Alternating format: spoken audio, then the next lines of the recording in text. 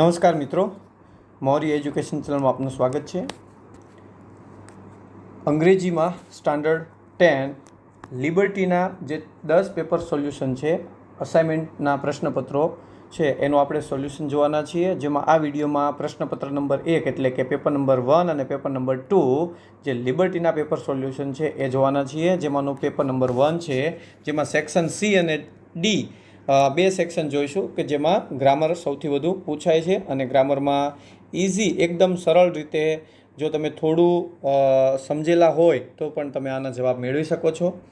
તો સેક્શન સીની અંદર તો 9 માર્કના તો ખાલી ફંક્શન પૂછાય છે.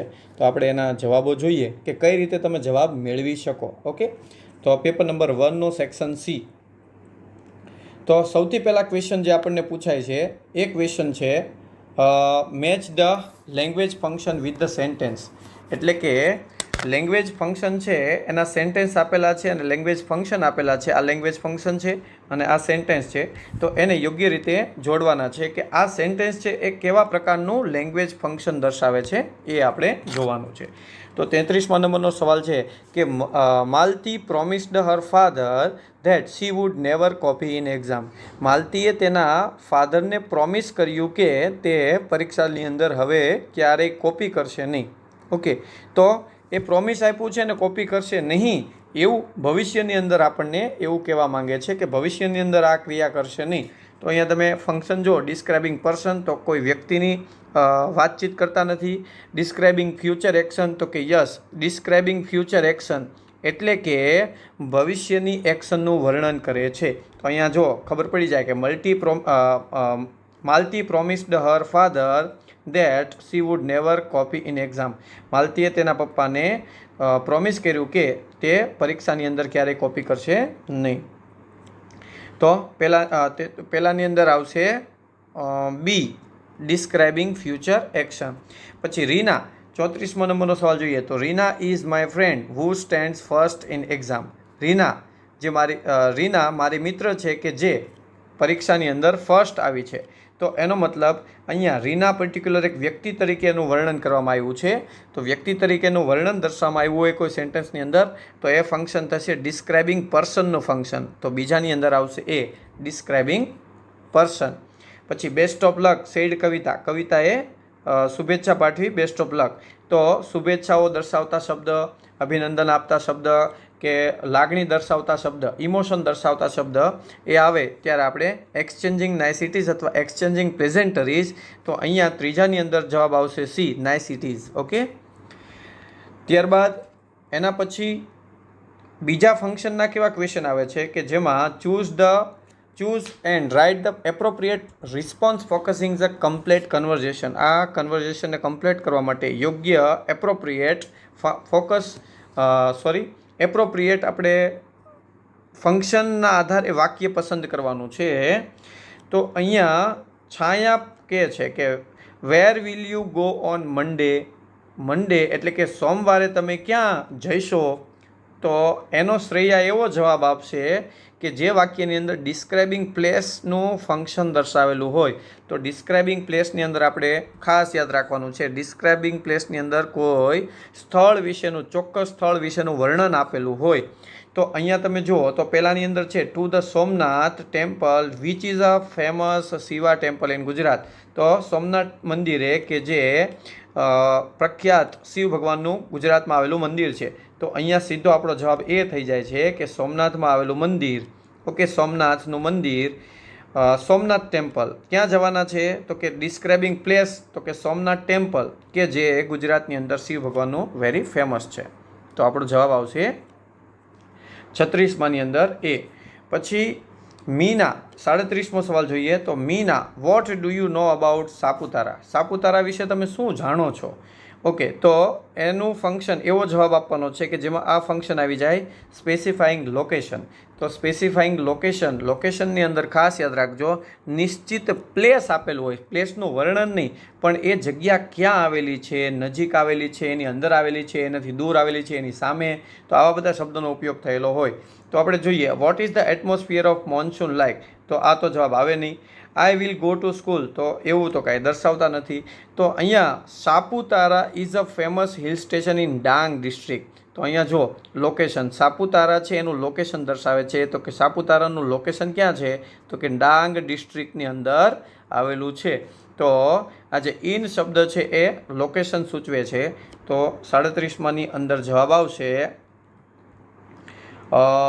બી, Saputara is a famous hill station in Dang district. પછી 38મો, Soham, hi I am Soham, general secretary of students union. તો એનો સામીના જવાબ આપે છે કે જેમાં શોઈંગ નાઇસિટીઝ દર્શાવેલું હોય, એટલે કે લાગણી ઇમોશન દર્શાવેલું હોય, ભાવ દર્શાવેલો હોય.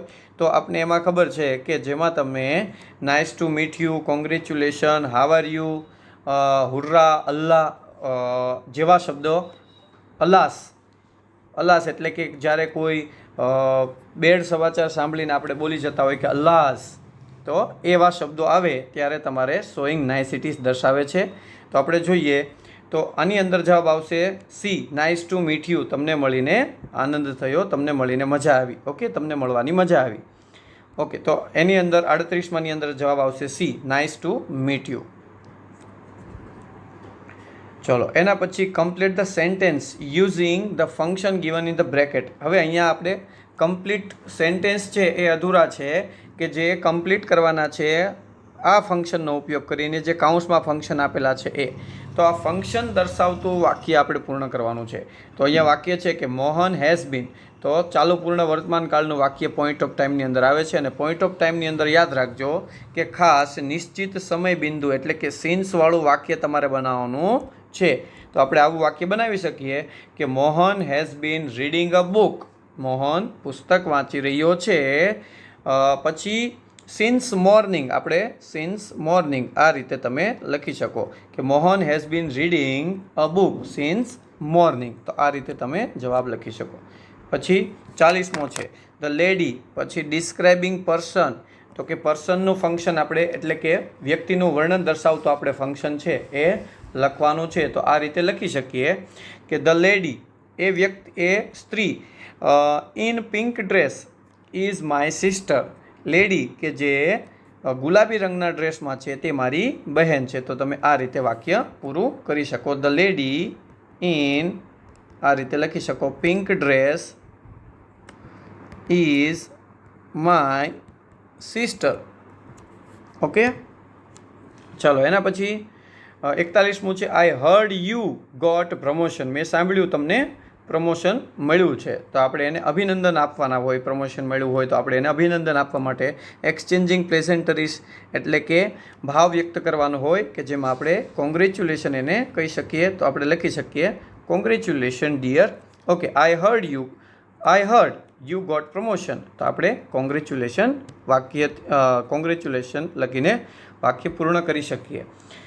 ત્યારબાદ complete the paragraph filling the blanks with the appropriate word from the brackets. કાઉન્સમાં આ જે 3 શબ્દો આપેલા છે એ 3 શબ્દોને યોગ્ય જગ્યાએ તમારે ખાલી જગ્યામાં પૂરવાનો છે.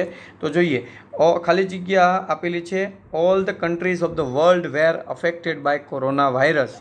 તો બેકન એટલે દીવાદાંડી થાય, રિસેન્ટલી એટલે હમણાં જ, અને ઓપોર્ચ્યુનિટી એટલે તક. તો અહીંયા આપણને એવું સૂચવે છે કે હમણાં જ બધી જ કન્ટ્રી કોરોનાની વિરુદ્ધ, કોરોના છે એ એનાથી અફેક્ટેડ છે એટલે કે અસરગ્રસ્ત છે. તો હમણાં જ માટે તો આપણે મૂકી શકીએ પહેલાંનો જવાબ આવશે રિસેન્ટલી. ઓકે, તો અહીંયા કેપિટલ લખવું પડશે રિસેન્ટલી પહેલાંની અંદર. પછી અહીંયા આપણે પેલું લખી નાખીએ. પછી બીજું છે while the most advanced countries seemed helpless against the virus, જ્યારે મોટા ભાગની એડવાન્સ આધુનિક ટેકનોલોજીવાળા દેશો પણ મદદ વગરના થઈ ગયા હતા અથવા તો હેલ્પલેસ થઈ ગયા હતા કોરોનાની વિરુદ્ધમાં, ત્યારે ઇન્ડિયા ઉભરી આવ્યું હતું. ઇન્ડિયા ઇમર્જ એઝ ખાલી જગ્યા to fight against corona effectively, અસરકારક રીતે કોરોનાની સામે લડવા માટે ભારત એક દીવાદાંડી સ્વરૂપે એટલે કે બીકન એટલે કે દીવાદાંડી. તો એનો બીજાની અંદર આ જવાબ આવશે બીકન. પછી India has turn the problem into an, ઇન્ડિયાએ સમસ્યાને એક તકમાં ફેરવી નાખી હતી. તો આપણે અહીંયા છેલ્લો જવાબ સિમ્પલ છે કે 2 જવાબ મળી જાય એટલે ત્રીજો તો આપોઆપ મળી જ જાય, ઓપોર્ચ્યુનિટી એટલે તક. તો કે ઇન્ડિયાએ છે એ પોતાના સમસ્યાને એક તકમાં ફેરવી નાખ્યું હતું. તો એ આ રીતે જવાબ આવી શકે. ચાલો, એના પછી find and write the word having nearest meaning. Nearest મિનિંગવાળા 3 શબ્દો પૂછાય છે, જેમાં 43, 44 અને 45 નંબરના સવાલની અંદર પૂછાય છે. તો 43માં સવાલ છે કે માઇથોલોજી. માઇથોલોજી એટલે પૌરાણિક કથાઓ, જે પહેલાંના જૂના જમાનાની અંદર જે કથાઓ હતી એ. તો એનો આપણે નિયરેસ્ટ મિનિંગ ગોતવાનો છે. તો મોડર્ન એટલે આધુનિક થાય, શોર્ટ એટલે ટૂંકી થાય, ટ્રુ એટલે સાચી થાય, અને એન્શિયન્ટ એટલે પ્રાચીન. તો પ્રાચીન વાર્તાઓને આપણે માઇથોલોજી કહી શકીએ. તો 43માની અંદર જવાબ આવશે એન્શિયન્ટ સ્ટોરી. પછી 44મો એસેમ્બલ. એસેમ્બલ એટલે કોઈ વસ્તુને આપણે કેમ અલગ અલગ પાર્ટ્સ હોય એને ભેગા કરવાના હોય તો આપણે એને એસેમ્બલ કર્યું કહેવાય. ઓકે, અલગ અલગ પાર્ટ છે. દાખલા તરીકે બાઇક છે, તો બાઇકના પાર્ટ્સ અલગ અલગ હોય, પછી આપણે એને એસેમ્બલ કરીને આખી બાઇક બની જાય છે. તો એસેમ્બલ એટલે ભેગું કરવું. તો ભેગું કરવું એના માટેનો શબ્દ છે ગેધર. ગેધર એટલે ભેગું. અને સેપરેટ એટલે અલગ, બ્રેક એટલે તોડવું, અને ટેક પાર્ટ એટલે ભાગ લેવો. તો સિમ્પલ આપણને ખબર પડી જાય કે જવાબ આવશે ગેધર. પછી રિપેન્ટ. રિપેન્ટ એટલે કોઈ ક્રિયા કરીને પછી તમને એ બાબતને દિલગીર વ્યક્ત કરવું હોય અથવા તો પસ્તાવો થતો હોય ત્યારે આપણે રિપેન્ટ શબ્દનો ઉપયોગ કરીએ છીએ. તો એના માટેનો નિયરેસ્ટ મિનિંગ છે રિગ્રેટ. રિગ્રેટ એટલે દુઃખ વ્યક્ત કરવું, પીડા વ્યક્ત કરવી, અથવા તો સોરી વ્યક્ત કરવી, દિલગીરી વ્યક્ત કરવી. તો આ રીતે 3 જવાબ આવી શકે. હવે સેક્શન ડીની અંદર જોઈએ તો સેક્શન ડીની અંદર ઇનડાયરેક્ટ સ્પીચ છે. તો ઇનડાયરેક્ટ સ્પીચ છે એ તમે આ રીતે લખી શકો છો. ફાધર, એમાં પ્રશ્નાર્થ વાક્ય છે, તો પ્રશ્નાર્થ વાક્યમાં આપણે આસ્કડ લખીએ. તો father asked Ritvi. Father asked Ritvi if. પછી અહીંયા યુ એટલે કોના માટે? તો કે ઋત્વી માટે. એટલે કે ફાધર આસ્કડ ઋત્વી ઇફ. અહીંયા જ્યારે ટુ બીના જે ક્રિયાપદો છે એનાથી જ્યારે પ્રશ્નાર્થ વાક્ય હોય, એટલે કે યશનોવાળા પ્રશ્નાર્થ વાક્ય હોય, ત્યારે તમારે સંયોજક તરીકે ઇફ મૂકવું પડે. તો આપણે મૂકીશું કે ફાધર આસ્કડ ઋત્વી ઇફ. પછી ઇફ સી. પછી હેડ, ભૂતકાળ થઈ જાય, ડીડનું ભૂતકાળ થઈ જાય હેડ ટેકન. પછી હર. પછી મેડિસિન. ઓકે, તો આ રીતે તમે લખી શકો. પછી ઋત્વી જવાબ આપે છે, પણ ઋત્વી કેવો જવાબ આપે છે? નકારાત્મક. તો આપણે જવાબ લખીએ કે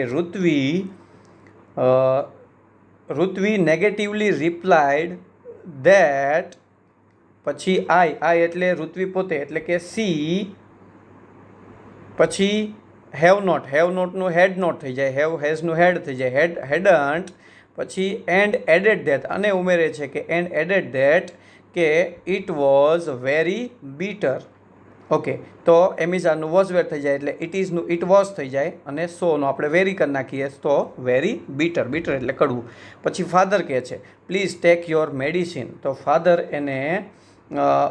એને કઈ રીતે કહે છે? રિક્વેસ્ટ કરતાં કહે છે, કારણ કે પ્લીઝ શબ્દ આવે એટલે આપણે રિક્વેસ્ટ બોલીએ. તો father requested Ritvi to take her medicine. To take your એટલે કોની? તો કે ઋત્વીની, એટલે કે તેણીની. તો અહીંયા આપણે હર થઈ જશે, હર મેડિસિન. તો તમે આ રીતે લખી શકો. ત્યારબાદ 47મો સવાલ છે submit your notebook in time you will lose mark. સમય મર્યાદામાં તમારી બુક જમા કરાવો, સબમિટ કરાવો, નહીંતર તમારા માર્ક ગુમાવી દેશો. ઓકે, તો અહીંયા વિરોધાભાસ દર્શાવતું સેન્ટેન્સ છે. તો અહીંયા વિરોધાભાસ માટે એટલે ઓર લખી શકાય, ઓર અથવા અધરવાઇઝ 2 શબ્દોનો ઉપયોગ થાય. તો અહીંયા ઓર આપેલું છે નહીંતર માટે. પછી તો પહેલાંની અંદર આવશે ઓર, અને આ રીતે વાક્ય બનાવી શકાય કે submit your notebook in time or you will lose marks. પછી 48મો this is the place we first met here. આ એ જગ્યા છે કે જ્યાં આપણે પહેલી વખત મળ્યા હતા. તો પ્લેસ આવે છે તો એના માટે સ્થળ દર્શક એડવર્બ છે, કંજક્શન તરીકે ઉપયોગ થયું છે વેર, કે જ્યાં જગ્યા દર્શાવતું હોય ત્યારે વેર આવે. પછી સમય દર્શાવતું હોય ત્યારે વેન આવે, અને કોઈ વસ્તુ દર્શાવતું હોય ત્યારે વિચ આવે, વ્યક્તિ દર્શાવતું હોય ત્યારે વુ આવે. તો એ રીતે આપણે લખી શકીએ. તો 48માં જવાબ આવશે વેર. તો વાક્ય આવી રીતે બનશે કે this is the place where we first met here. પછી 49મો છે he was angry, he heard me patiently. તે ગુસ્સે હતો હી હર્ડ મી પેશન્ટલી, તેને મને શાંતિથી સાંભળ્યો. તો અહીંયા વાક્યની અંદર વિરોધાભાસ જોવા મળે છે અને વિરોધાભાસ દર્શાવતા સંયોજકની અંદર આવેલો છે એક જ યેટ એટલે છતાં. He was angry yet he heard me patiently. તે ગુસ્સે હતો છતાં તેને મને એકદમ શાંતિથી સાંભળ્યો. તો આ રીતે ત્રણેય કંજક્શનના જવાબ થઈ શકે. ત્યારબાદ rewrite the paragraph correcting the underline words. તો જે શબ્દો આપેલા છે, ખાલી જગ્યા આપેલી છે, એમાંથી આ 3 ઓપ્શનમાંથી આ 3 ઓપ્શન આપેલા છે એમાંથી જે સાચો શબ્દ છે એ તમારે ગોતીને લખવાનો છે સ્યુટેબલ. તો જોઈએ, mister Shah has been living in our area. પછી અહીંયા મેની ઇયર્સ, તો સમયગાળો આપેલો છે. જ્યારે સમયગાળો ડ્યુરેશન આપેલું હોય ત્યારે આપણે મૂકવો પડે for. Mister Shah has been living in our area for many years. Mister Shah અમારા વિસ્તારની અંદર ઘણા વર્ષોથી રહી રહ્યા છે. પછી એના પછી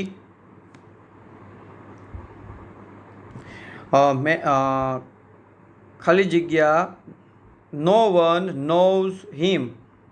પણ તેમને કોઈ ઓળખતું નથી, એટલે કે બટનો ઉપયોગ થશે. આપણે બીજાની અંદર આવશે બટ, એટલે કે જ્યારે વિરોધાભાસ જોવા મળે છે કે આટલા વર્ષોથી રહેતા હોય તો સ્વાભાવિક છે ઓળખતા હોય, પરંતુ વિરોધાભાસ દર્શાવે છે પણ છતાં કોઈ તેમને ઓળખતું નથી. બીકોઝ હી વોઝ ખાલી જગ્યા ઓફ સોશિયલ એટેચમેન્ટ. એમને સામાજિક જે મેળાવડો હોવો જોઈએ, સામાજિક એટેચમેન્ટ હોવું જોઈએ, એ એમનો અભાવ છે. તો અભાવ માટે આપણે લેક ઓફ શબ્દનો ઉપયોગ કરીએ છીએ. તો એનો સ્પેલિંગ છે LAKE અને OF, લેક ઓફ. તો એ લેક પછી ઓફ આપેલું છે જો, તો આપણે લખવાનું છે ખાલી લેક. બેક એટલે પાછું થાય અને લક એટલે કે તો આપણે નસીબ થાય, તો આવે નહીં, સિમ્પલ છે. તો પહેલાની અંદર આવશે ફોર, બીજાની અંદર આવશે બટ અને ત્રીજાની અંદર આવશે લેક. ત્યારબાદ આપણે જોઈએ તો ડુ એઝ ડાયરેક્ટની અંદર આપણને પૂછાય કે ડુ એઝ ડાયરેક્ટની અંદર શું પૂછાય જોઈએ કે Tamanna wants to become a teacher. તો અહીંયા સ્ટાર્ટ લાઇક ધીસ જે આપ્યું છે ને ત્યાંથી આપણને ખબર પડી જાય કે આપણે આને કેવી રીતે ચેન્જ ધ ટેક્સ કરવાનું છે. Tanuj wants to become. તો અહીંયા તમન્નાની બદલે તનુજ આપેલું છે, એનો મતલબ સ્ત્રીવાચક નામની બદલે પુરુષવાચક નામ તમારે લખવાનું છે. તો નામ અને સર્વનામ બે ચેન્જ કરી નાખો એટલે અહીંયા આપણો ફકરો બની જાય.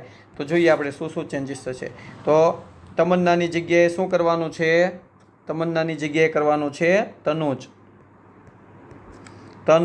પછી wants to become a teacher. પછી સી હેઝ, તો સીઝ તનુજ માટે આપણે હી ઉપયોગ કરીએ તો he has a good control over languages.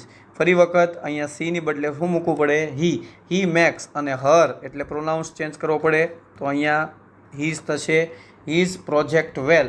But સીની જગ્યાએ ફરી વખત he absent take part in competition. તો આટલા આપણે ચેન્જીસ કરવા પડે તો સીધા આપણને 2 માર્ક મળી જાય. ચલો ત્યારબાદ 52મો છે વી યુઝ ઇલેક્ટ્રિસિટી ડેઇલી. તો આપણે જોઈએ કે સ્ટાર્ટ લાઇક ધીસ. તો electricity is used by us daily. તો એનો મતલબ ઇલેક્ટ્રિસિટી એટલે કે ઓબ્જેક્ટ પહેલાં આવ્યો તો આપણે આ પેસિવ વોઇસમાં ચેન્જ કરવાનું છે. તો પેસિવ વોઇસમાં આપણે કઈ રીતે ચેન્જ કરીએ જોઈએ. એક વાક્ય બોલતો જાઉં છું. We use electricity daily. તો electricity is used by us daily. પછી we can run many devices with it. તો આપણો ઓબ્જેક્ટ છે મેની ડિવાઇસીસ. કેન આપેલો છે તો કેન સાથે બી. Can be run. તો can be run with it. Okay, અથવા બાય અસ લખો તો ચાલે, ન લખો તો પણ ચાલે. It make our lives comfortable. તો અહીંયા આપણો ઓબ્જેક્ટ છે અવર લીવ્સ. તો our lives are made comfortable by it. પછી we should utilise it effectively. તો ઇટ આપણો ઓબ્જેક્ટ છે ઇટ, તો ઇટ શુડ, તો શુડ સાથે be. It should be utilised by અસ. તો આ રીતે તમે લખી શકો. ત્યારબાદ select the question to get the underline word phrase as their answer. તો અહીંયા અંડરલાઇન કરેલો વર્ડ છે એ શબ્દ આવી જાય એવો તમારે પ્રશ્ન પસંદ કરવાનો છે ABCDમાંથી. તો જોઈએ Pai very politely denied Piyush request for a photograph. ભાઈએ છે એ વેરી પોલાઇટલી એટલે એકદમ નમ્રતાપૂર્વક. તો એકદમ નમ્રતાપૂર્વક એ આપણો જવાબ આવી શકે એવો પ્રશ્ન ગોતવાનો છે. તો આપણે જોઈએ તો એની અંદર છે હાઉ ડીડ પાય ડીની, એટલે પાયે કેવી રીતે એને કેવી રીતે ના પાડી. તો સીધો જ જવાબ છે એ કેવી રીતે ના પાડી, તો કે વેરી પોલાઇટલી. હવે અહીંયા જો વોટ એટલે શું, તો કે શું ના પાડી એ તો આવશે નહીં. વેન એટલે ક્યારે ના પાડી, તો સમય હોય ત્યારે આવે. અને કારણ આવે વાય ના, શા માટે ના પાડી, તો એના માટે વાય આવે. તો સિમ્પલ આપણો પહેલાંની અંદર જવાબ થઈ જાય છે કે કેવી રીતે, હાવ, તો કે વેરી પોલાઇટલી.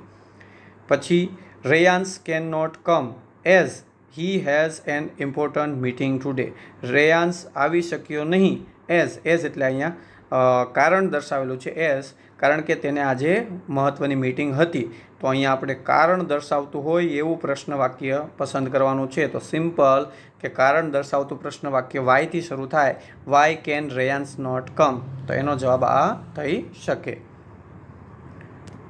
એના પછી the glass was broken by the naughty girl. તો અહીંયા પેસિવ વોઇસનું વાક્ય છે અને ગ્લાસ વસ્તુની વાત છે.